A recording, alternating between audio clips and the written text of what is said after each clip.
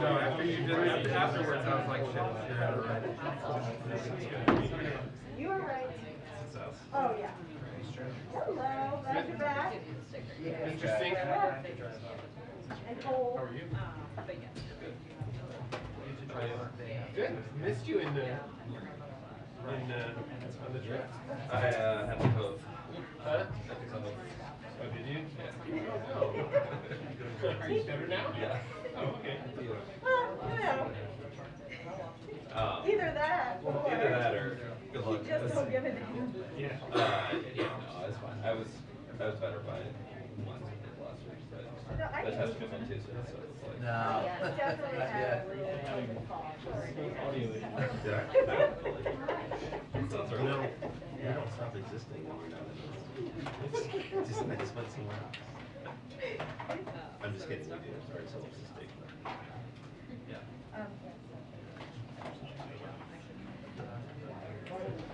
And I can cancel the flight. You know.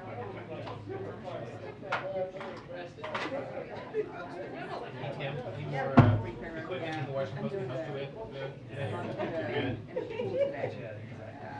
For the president as well. Yeah. Huh? Yeah, I'll see you tomorrow. Oh, was it? All right, thank you. Bye. What did I say? Did I say Washington? You did say Washington. Do you recording where you were? It was for you. Oh, it's got Weird. dark. I didn't even hear myself say it. It's been like 10 years. Yeah. It's been a while. I'll put Sorry, the word for you. Yes, Yes. That's what I meant. no, all good. Are you lost? Yeah. No, I do have to now bring it back to headquarters to get it fixed because I broke it. One of the things we did was bring a microphone to the chair, but I thought it was getting played. No. It has a microphone on it. Yep. Oh, it's under it. Oh, okay. You should burn it. Send a message to us. I think you should make an announcement. I mean, I don't think it's an on-air person's signature. Oh, my wife. I don't think it's her name. Does anybody Yeah, that's If you had that code Saturday night, it would have been worse off. Would have been So this is I exist as well, okay. I exist. I'm also a human being with feelings and emotions, sentient. No, she's great. Look, Can I tell you that now that you're married, What? in about 25 years, that whole idea of you actually existing, that's Oh my goodness. You might, So, like, Heavy stuff. you might From think next that. So like my groomsmen were these like slovenly middle-aged guys. It's all being recorded, right? You know, and hers are all these like Eastern European dancers. I mean, I don't like it. Are we officially delayed yet?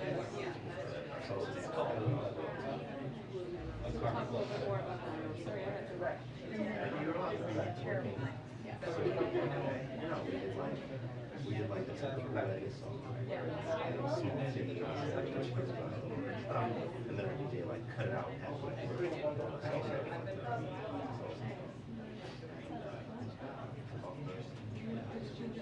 I took off the top, not the entire. Yeah, exactly. Okay, whatever. You didn't have a shirt on. Naked at his wedding. I took off the jacket. Team Will or Team Yeah, but I did. So I had been wearing a that suit in like Twitter was 15 hours. Oh, I have my back up. I did change shoes. I'm glad that it's not just. Yeah, my wife just had 3 pairs. She had like the wedding one, she had the dance one, and she had the greatest baby gift from the car. Because her. So. I mean, standing for that. It's a lot. Although, I like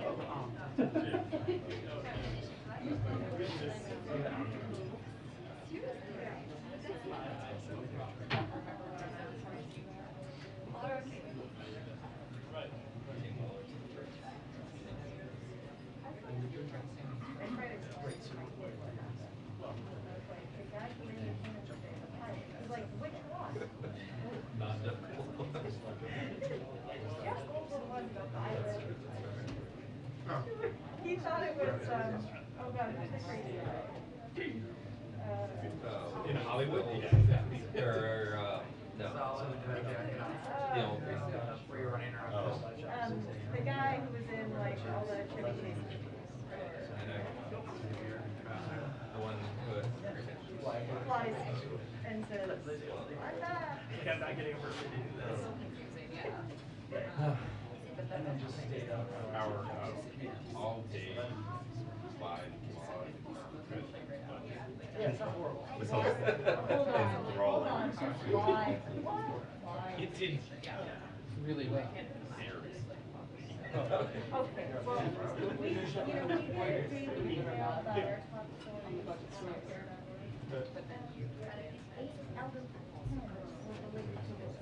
You know, I kept, I only wrote like 2 items for our budget supply, but I kept trying to like, you know, wrangle in Will Smith into one. Will Smith's still silent on budget. You weren't running from Will Smith yesterday, you weren't getting eyeballs. Yeah, no, that was Says nothing about deficit reduction. Will Smith might qualify for governor's tax. Jen Biden smacked millionaires. I'm gonna make this happen.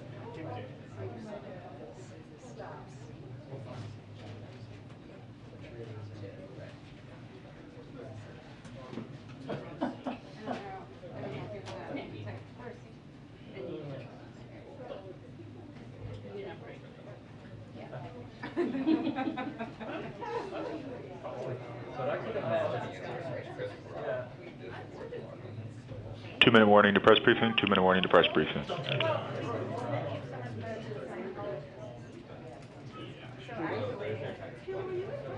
Yeah, I guess that is a tax thing.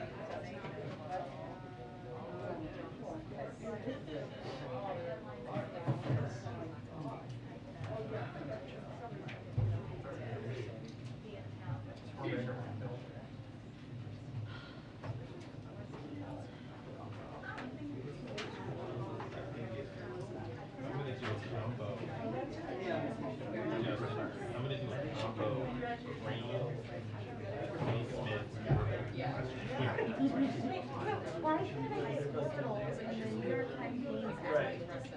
It hasn't migrated there yet. Answer for it. You know why? Because to do so which would enrage everybody, so they're like, my guess is they're taking it out. Or something, and then people would. What if you link the New York Times app and only from there, log in is Like so pre-login. we just found that over there.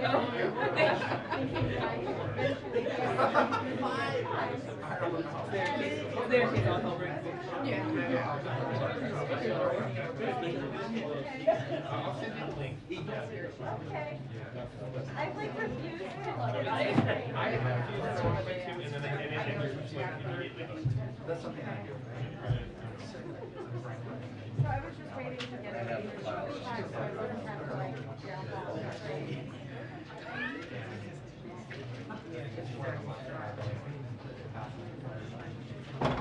Well, hey, Kate. Hi, everyone. I know I am not the redhead you're accustomed to seeing at this podium, but I hope you will hang with me nonetheless, so thank you. Before I take your questions, I wanted to start with a little bit of a topper here.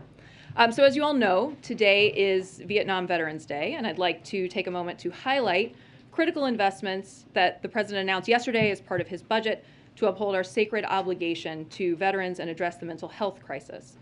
During his first State of the Union address, President Biden outlined a 4-part unity agenda focused on areas where members of both parties can come together and make additional progress for the American people.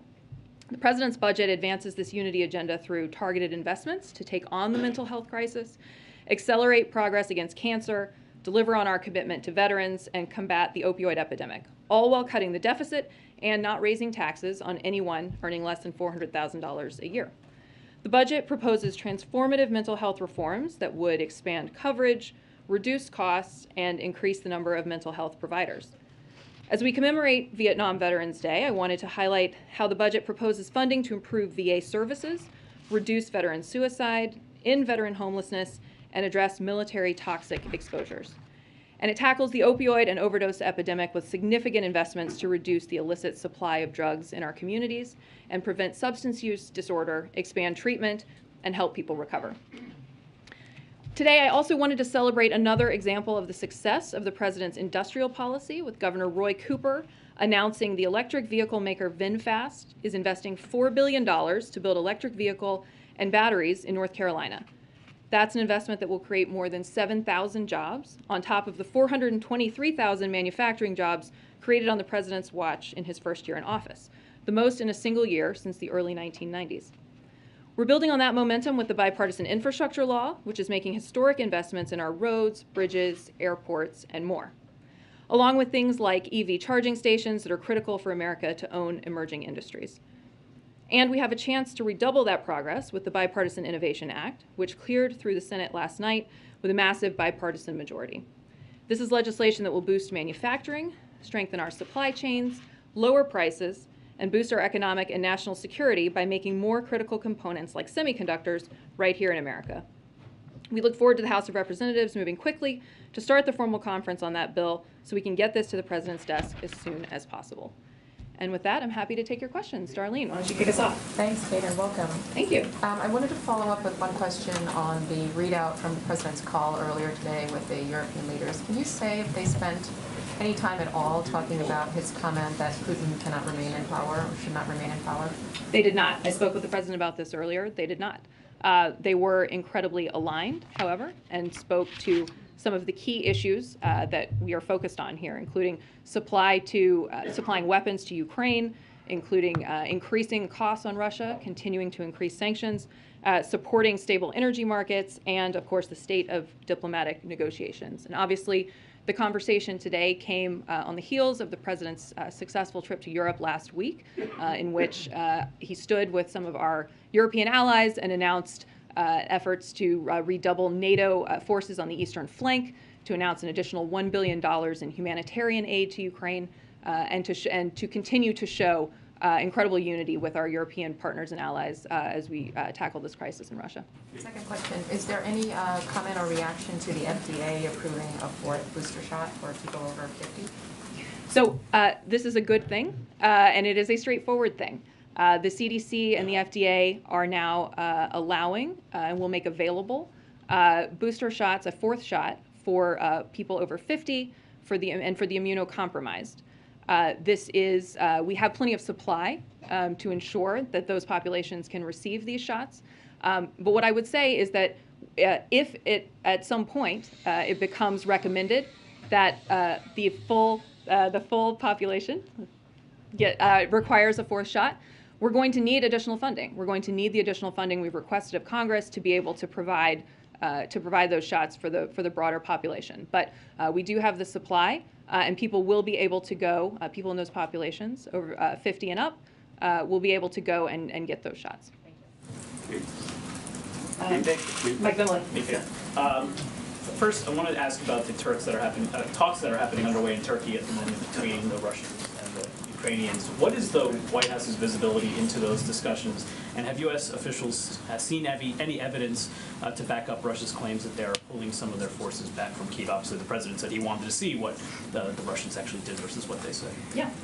So we are in close contact with the Ukrainians and are supportive of their efforts to engage in diplomacy and to try to reach a ceasefire. We are prepared to be helpful however we can and are focused on putting Ukraine in the strongest possible position both on the battlefield and at the negotiating table. We obviously continue to provide security assistance, to provide weapons to ensure that they are able to push back on Russian aggression, and we continue to increase pressure on Putin and on Russia by imposing severe costs in partnership with our allies and partners. So we defer to the Ukrainians to discuss the specifics of the negotiations, but we are, of course, committed to a Ukraine that is sovereign, independent, and secure. And we are in constant conversation with the Ukrainian government and our allies and partners. But as always, we keep those conversations private. To your second question about Kyiv, obviously, and what we heard from the Russians today, you obviously heard the president address this and say that we'll need to watch and see if their actions meet their words. But I think we should be clear-eyed about the reality of what's happening on the ground, and no one should be fooled by Russia's announcements. We believe any movement of forces from around Kyiv is a redeployment and not a withdrawal. And the world should be prepared for a major offensive against other areas of Ukraine. Everyone should expect that we're going to continue to see attacks across Ukraine. Obviously, a key message that the president delivered on his trip to in his trip to Europe last week was that we are in for a long slog, that our allies and partners need to remain, that our resolve needs to remain strong, and that we need to continue to execute on the strategy of inflicting significant cost on the Russian economy, and again, strengthening Ukraine on the battlefield and at the negotiating table. On the subject of the president's remarks in Poland about President Putin, obviously yesterday he tried to suggest that there was a distinction between his personal views of what he thought was a moral outrage versus an official policy position on the part of the United States. But you know full well something that candidate Joe Biden said virtually every day on the campaign trail, which is that the words of a president matter, that they can, as he often put it, lead a country into war. Is he not living up to the standard that he set himself during the campaign? Absolutely not. I think the words of the president here were incredibly powerful. He spoke personally about the moral outrage that he felt, which is shared by people all across the world. It does not mean he is articulating a change in policy. It does not mean he's laying out a change in U.S. policy. He met with refugees, as again, many of you were on that trip and saw that firsthand some of the pain that Vladimir Putin has inflicted on people who are fleeing their homes and who are seeing their country war-torn. So this was an incredibly personal, powerful statement of moral outrage. It was not an articulation of a new U.S. policy. And I think both of those things can be and are true. And you spent some time with the president. Last question, Kate. Is he frustrated, or does he regret that those words at the very end of the speech overshadowed a larger message, which obviously he put a lot of thought into in the days leading up to it? Absolutely not. He spoke from the heart. He, as he always does, as you know very well from having covered him for a long time, as many of you do, and as the American people know, he speaks from the heart. He says what he feels, and no, he absolutely does not regret that in any way. Justin Singh. Hey, Kate. Following on Darlene's question, will the president and vice president be receiving fourth booster shots, and do you have a sense of timeline on that? So I can speak to the president, who will make this decision in consultation with his doctor. Obviously, if his doctor recommends that he receive a fourth booster, then he would, but he'll make that decision in consultation with his doctor. I will check on the vice president. I don't know. And then earlier you were talking about the call on supporting stable energy markets. During the president's trip last week, there seemed to be momentum behind the idea of a coordinated strategic petroleum reserve release, and so I'm wondering if you can provide any update on whether that topic came up in the conversation today, or a time frame or outlook for that.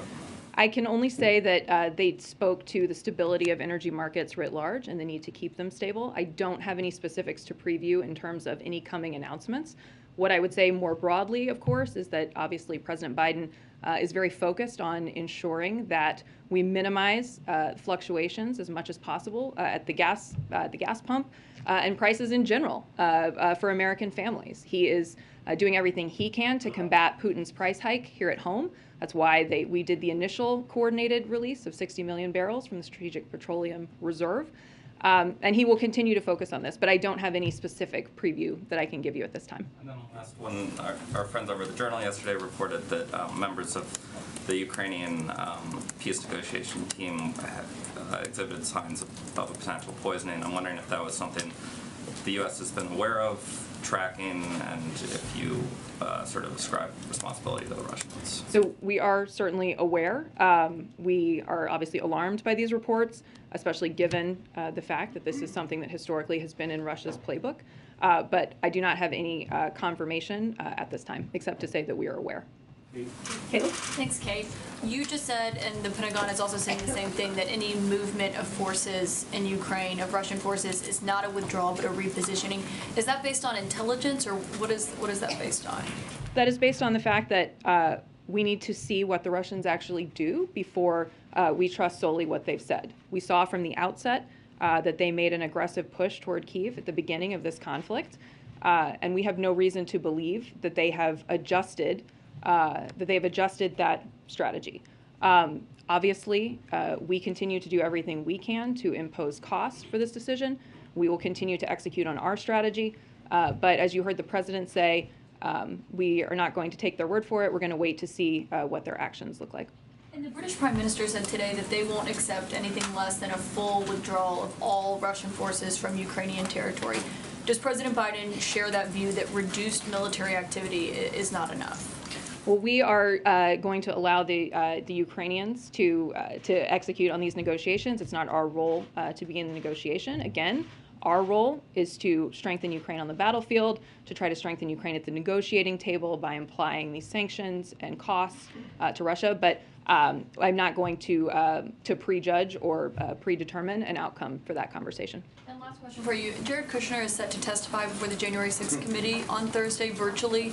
Has the White House had any communication with him about whether or not you're going to waive any executive privilege claims that he could make? So obviously the president has spoken to the fact that January 6th was one of the darkest days in our country's history, and that we must have a full accounting of what happened to ensure that it never occurs again. And he's been quite clear that they posed a unique threat to our democracy, and that the constitutional protections of executive privilege should not be used to shield from Congress or the public information about an attack on the Constitution itself. And so as a result, the White House has decided not to assert executive privilege over the testimony of Jared Kushner and Ivanka Trump. And have you communicated that to Jared Kushner's team, or is this? I won't speak to private communication between our attorneys and his. Thank you, Kate. Just sort of with Russia redeploying to focus on eastern Ukraine, what is your view on whether Russia should be allowed to retain control of the Donbass region? As you're aware, they have, just today said that, that is what their demand is, and I'm wondering if the U.S. has a formalized position on that. So again, I am not going to prejudge where these negotiations ultimately net out. We are doing everything we can to provide weapons to the Ukrainian people so that they can turn back Russian aggression. And we're doing everything we can to impose severe costs on Russia and on the Russian economy. I am not going to prejudge the ultimate outcome, certainly not from standing here at this podium. And just a quick question on the Deputy Treasury Secretary. He spoke a little while earlier and said there are more sanctions coming. This time they'll be focused on Russian supply chains. Are there any more details that you can potentially share with us on what that looks like and when that will happen? So I don't have additional specifics that I can provide in terms of announcements coming at this time, except to say more broadly, that certainly we have hit in concert with our allies and partners. We have hit very hard at the things that Putin cares about the most. We've degrading his military, access to cutting-edge technology, chipping away at his chokehold on energy, an ability to project power and influence. And of course, we will continue to intensify. And we're not going to run out of options anytime soon. There are plenty of things that we can do, including broadening sanctions to new targets, deepening the severity of sanctions that are existing. So I don't have any specifics to announce at this time, except to say that there are certainly other options should we decide to move forward with them. Can I quickly follow? Let me ask, just follow up on the January 6th committee. Liberals have suggested that they're disappointed with the way that the Justice Department under Attorney General Garland has approached the former president. How does the president feel about this question? The president has the utmost respect for the independence of the Department of Justice and does not have any comment on that. And so the sense here is that the president has confidence in the way the Justice Department has been handling all of these cases? Again, I'm not going to speak to specific handling of cases. Obviously, the president has full faith in Attorney General Garland to run his department the way he sees fit. Okay. Hey, on the president and the coronavirus, you said there'll be consultations about a fourth shot. I wonder with the president's recent travel overseas, with several members of the White House staff coming down with coronavirus, are there any additional measures or medication, anything else that's being done to sort of protect the president's health and welfare? So, let me talk a little bit about some of the procedures and give you an overview of our policy here. So, the White House takes incredibly strong precautions in alignment and sometimes, as you all know, beyond CDC guidance to ensure that we're keeping a safe workplace, especially for the President of the United States. So all EOP, Executive Office of the President, employees who surround the President are tested on a regular cadence here on campus to screen for COVID. That is a step beyond CDC guidance to help lower the risk of COVID on campus. We do regular screening testing. The president's doctor determines if additional testing is needed in any given week in light of various considerations. So more specifically to your question, because of his travel this week, he will test in addition to his regular testing cadence.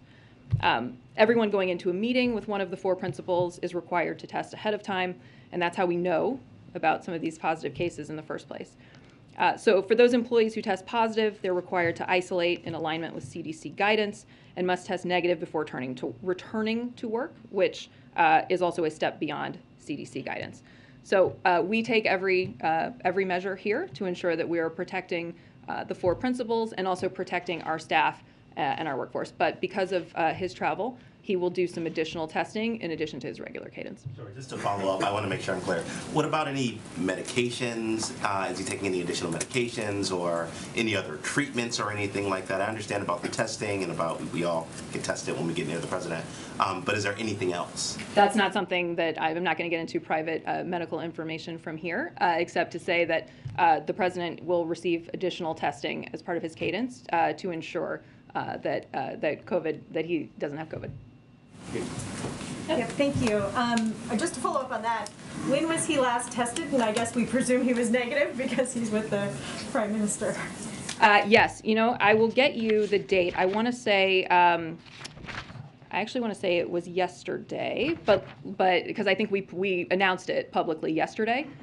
So I believe his last test was yesterday, and yes, it was negative. He said yesterday that he would be willing to meet with President Putin again or talk to him. I'm wondering what specific circumstances need to be met for such a meeting to take place? Well, I think he articulated pretty clearly that it would depend on what President Putin wanted to talk about. Now, I'm not going to set preconditions for a conversation between President Biden and President Putin, except to say that we have been very clear, and President Biden has been very clear, that there needs to be tangible de-escalation from Russia and a clear, genuine commitment to diplomacy before the president would have that kind of conversation. Yeah, and on the COVID funding, do you have any update? I know you say you need the money, but do you have any update on the negotiations? It seems like there are serious conversations happening up on the Hill. Do you have any sense of when or how this might be resolved? Are you more optimistic than you were last week, for instance? Well, we're continuing to push. I mean, this funding is important. It's going to be important to ensure that we are well funded in the event that another variant comes along, or in the event that we see another wave that we need to be prepared for. So, we view this funding as really critical.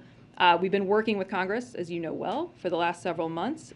They know that we need the funding to stay ahead of the virus. They're also aware of some of the specific details, like, for example, that already the uninsured fund has stopped accepting claims. And we've been forced to cut monoclonal supply to states by 1/3 this week. So there are real tangible impacts to not having this funding. I think there is widespread agreement that funding for vaccines, tests, and treatments is urgent and critical. And we need to see this urgency from Congress, and we're going to continue to push. Thanks. Ukraine is now asking for security guarantees as part of these negotiations. What kinds of guarantees is the U.S. willing to provide to ensure Ukraine's sovereignty? So these are not specifics that I'm prepared to be able to announce from this podium. Obviously, we are working very closely with Ukraine on a wide array of options, things to help ensure their sovereignty and ensure their security. Now, some of that is providing the weapons that we're providing. Some of that is continuing to push on sanctions and costs on Russia. But I don't have any specifics to preview for you on any discussions about security guarantees. And on the concern over chemical weapons, with Russia now seeming to make some concessions and at least promising to reduce military activity, are you still as concerned that Russia could use chemical weapons, or is that threat seen as diminishing? We continue to prepare for every contingency. We obviously take seriously a wide array of potential options. There has been reporting in the public sphere over the last weeks about all the work that our teams are doing to prepare for eventualities. So I'm not going to rate the likelihood of one or another outcome, except to say that our teams are preparing for all eventualities. And the president has been very clear that we will respond with severe consequences, as we have responded with severe consequences to every action Russia has taken up until this point. And just a similar question with regards to China. Do you see Russia's promise to somehow pull back some of its forces as a sign that China is not willing to or will not be assisting them? So I don't have any updated guidance beyond what you all heard from Jake, for example, last week about us not having seen any evidence of China providing any sort of military assistance to Russia. Thank you, Kate. There are reports that the administration is going to require COVID vaccines for undocumented migrants at the southwest border, just as Title 42 is expected to end and right after the fourth shot got FDA approval. You just highlighted the impacts of not having enough COVID funding when it comes to paying for shots for the uninsured and sending shipments of treatments to states. So why would the administration give out free vaccines to undocumented migrants but not to, for instance, uninsured Americans? Well, to be clear, we have the supply that we need in this moment to vaccinate Americans here in this country. I don't want to conflate those two things because I think that's not an accurate representation of what I said. We have the supply that we need to vaccinate Americans. What we are asking for is funding to prepare for future eventualities and to ensure that we have what we need as we move forward. Now, on your question about the border, this is nothing new. The effort to vaccinate migrants in our care and custody has been ongoing for months. ICE has been providing vaccines to migrants since the summer of 2021, and we're always assessing the situation and addressing protocols based on changing CDC guidance.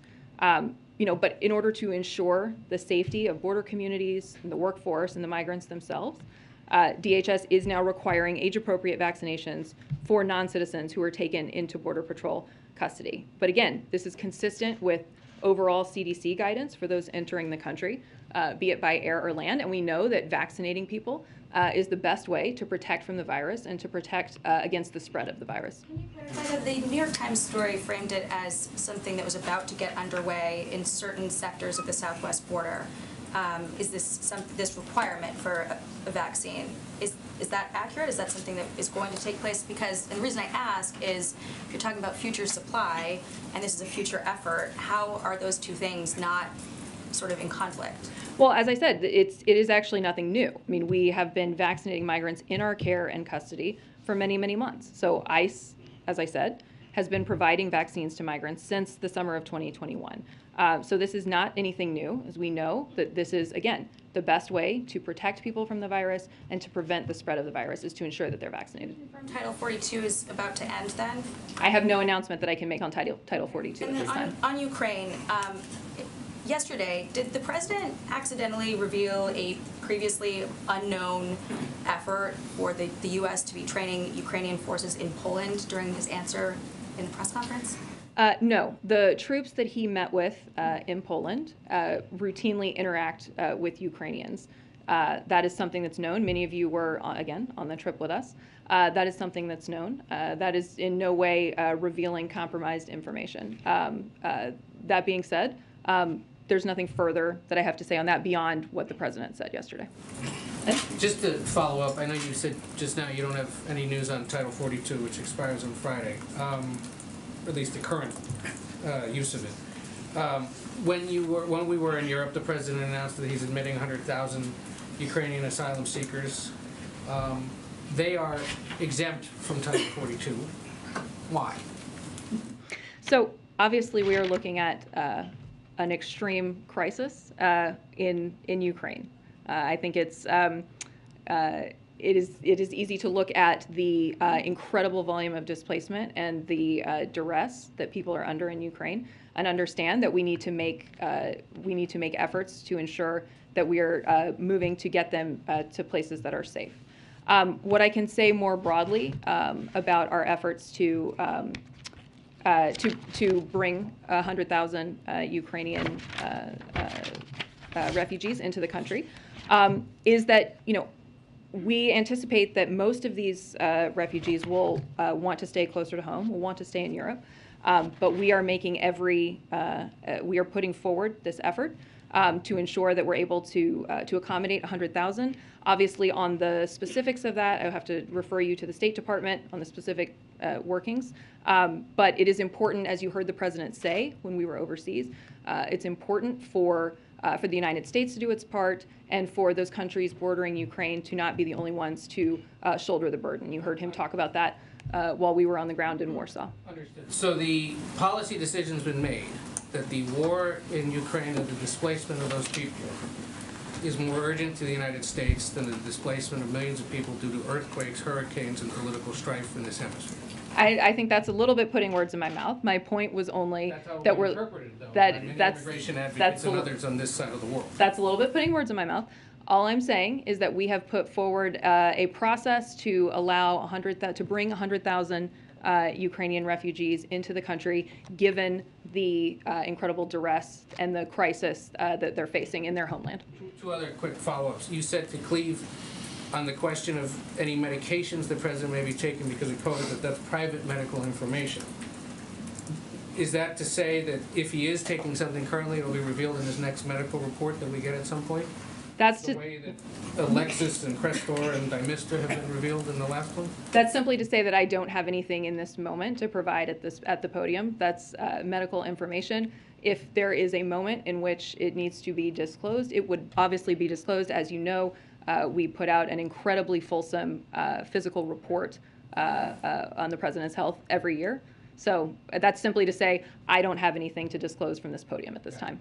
And then on the Trump logs that appear to have hours of information missing, has the January 6th committee asked this White House to try to find that information or implore the archives to dig deeper for them? Has the White House counsel's office attempted to help reconstruct that record at all? I would refer you to the archives on that. I don't have any additional information from the counsel's office at this time.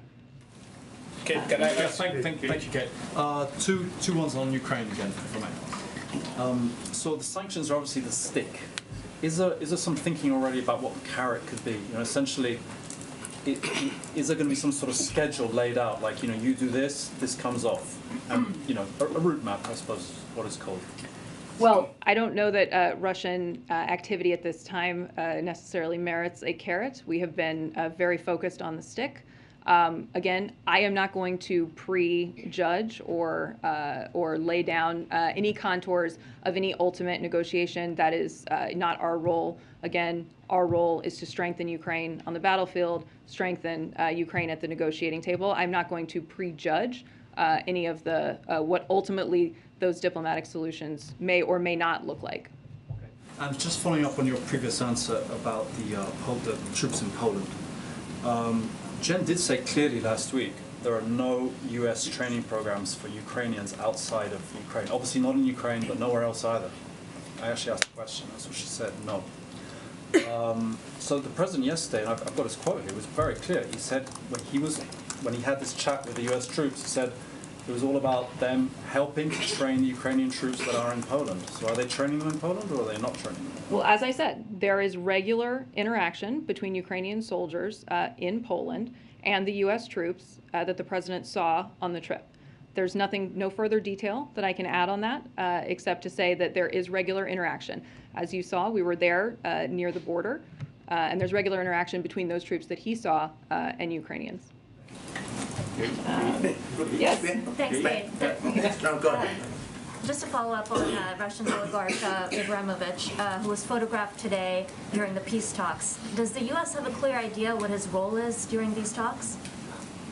I don't have more to say from this podium about his role. You know, that is something that I'm simply not equipped to speak to in this moment, except to say again, of course, that we are looking at the allegations into potential harm to him and tracking very closely. And just to follow up on the refugees, the 100,000 announcement from last week, we were told that there would be a range of legal pathways for them, and that would be announced. Is that something that you guys are still working on, or can we expect, you know, details about that program soon? It is, and you know, to meet the commitment that the president laid out to welcome 100,000 Ukrainian refugees, we're considering the full range of legal pathways to the United States. So that includes the U.S. refugee admissions program, that includes parole, that includes immigrant and non-immigrant visas. So we are continuing to work through those options. And again, ultimately, I would refer you to the State Department for additional detail on how that will work. Can I ask you a follow-up question on refugees? Sure. Many people have been advocating that what you are doing for Ukrainian right now is what you should also do for Ethiopian. As you know, tens of thousands of Ethiopians have been killed, millions have been displaced. Why not do the same thing that you do to Europeans, to African, to Ethiopian, and then to Cameroonian? And then one second question, I want to talk about Will Smith and Chris Rock. You know, it's the biggest story right now. You saw the level of violence that was unleashed on Chris Rock. Is that something that the White House condoned, that type of violence? Do you condemn it? And do you do anything to support comedians who are being attacked and other artists? Thank you. So I don't have any official comment from the White House on the altercation. I know the president was not able to watch the Oscars, didn't see it. So I don't have anything. I don't have any official comment from him or from the White House on this. Thank you. Yep. Question on Ethiopia, the Ethiopia question. Exactly. I don't have. I'm sorry. I don't have any. You're right. I don't have any additional detail on any plans there. Obviously, you know, as we are focused on working to welcome 100,000 Ukrainian refugees here, that does not, you know, that does not eliminate work that's being done in other areas. I don't have any specifics to announce from this podium at this time on any plans there. Do you condemn the violence at the Oscar? Is that something that you condemn or you condemn? I don't have a White House comment on that. The Washington Post reports that Anita Dunn was here at the White House on a special 1-week assignment last month. I'm wondering if you could tell us a little bit more about, you know, what was so important for her to be brought in on a 1-week assignment like that, and then do any other staffers or former staffers in Biden world enjoy that sort of drop-in opportunity? And finally, is it true that Dunn avoided any ethics rules that would restrict former White House officials from lobbying 1 year after leaving their post? So what I would say to that is Anita is an incredibly trusted advisor who has known the president for a long time, and she did recently come back to the White House temporarily to bring her expertise and add capacity at a key time for the White House. She came to fill in for a staffer who needed to be out for personal reasons. She did this as an SGE, as you know, a special government employee, which is a temporary short-term assignment and classification for employees who come to work for the White House in a temporary manner. It's a designation that past administrations have used for the same purpose, and Anita is not the only person to have served in this administration as an SGE. Anita and other SGEs receive rigorous counseling on their ethics obligations as an SGE, including avoiding any potential conflicts of interest. And Anita, of course, has always held herself to the highest standards consistent with this administration's commitment to ethics, abiding by all federal ethics laws and policies applicable to SGEs. And then one more, 45 minutes after the president's remarks wrapped in Warsaw on Saturday, that was when a statement landed in everyone's inboxes from an unnamed White House official saying that no, the administration did not in fact change its policy with regards to Russia. I'm wondering if you can tell us anything about what happened in the interim in that 45 minutes. Did the president himself conclude that perhaps there needed to be some further clarification, or did White House advisors come to him and say, perhaps you should revisit your recent remarks? Why was that statement issued? Well, I can tell you from working for President Biden for 7 years that only President Biden decides what President Biden is going to say. So the statement was simply a confirmation of what what you then heard from the president himself yesterday. That statement did not represent a policy change, official policy change on behalf of the United States. Who prompted it, Kate? I mean, did that come from the president, that particular statement that he's referencing, did that come from him to you all, or did you all go to him and say, we have to put this out? I'm not going to get into any further back and forth, except to say that I have worked for him for a long time, and only he determines what he's going to say. Quick follow-up, quick follow-up. Have you all considered, when I spoke with authorities in Ukraine, they were saying the no-fly zone, or the fly cap that they'd like over their country would be they could sustain that with lend-lease of aircraft and volunteer pilots. Has that been approached? Has the administration considered that? Would they consider, or would they consider that? Well, I think the president has been explicitly clear that he does not intend to engage U.S. troops in any way in direct conflict with the Russian military. And so, I'm sorry? This wouldn't be troops. They're talking about lend-lease for the aircraft, and they would supply the pilots. So I guess a couple of things. One is the assessment of our military is that the anti-air, anti-tank, the munitions that we're providing to the Ukrainians are the most effective things that they can have on the battlefield. That's the assessment of our military commanders, and of course, something that the president factors significantly into his decision making. The second thing I would say is that, again, he has been very clear that he is not interested in engaging the U.S. military in direct conflict with Russia. And there are for example, on the question of the MiGs, there are significant logistical challenges that may raise those issues. So as to whether there's a specific discussion about lend-lease, I don't have any further detail that I can provide on that, except to just lay out those kind of two key points that have really been driving the president's thinking and decision-making on this. And as far as the assessment of the sanctions, when they first went in, the president said, hey, give us a month, and then we'll look at them. Been a month. You happy, or what would you like to change, or are you satisfied with where they're going? With regard to the sanctions that have been applied to Russia? Yes. I think you've seen us continue to escalate over the course of the last, since the invasion began on the 24th of February. You've seen unprecedented costs inflicted on the Russian economy. I think, again, even just last week while he was in Europe, the president announced another round of sanctions in consultation with our allies and partners. So we continue to increase the pressure and to ensure that we are inflicting maximum cost on Russia for its aggression. So you're happy with it? I wanted to know, what will President Biden's response if Israel bombs Iran's nuclear reactors? I am not going to get into that kind of hypothetical, but thank you. Thank you for the question. Thank you, Kate. Hi. So there are reports that the administration is considering providing Ukraine with an additional $500 million in aid, and is pushing European countries to make the same sort of effort. Can you confirm or provide more details on that? So what I can say to that is we are in constant consultation with our allies and partners about continued aid to Ukraine, but discussion of a specific dollar amount, there's no discussion currently of a specific dollar amount.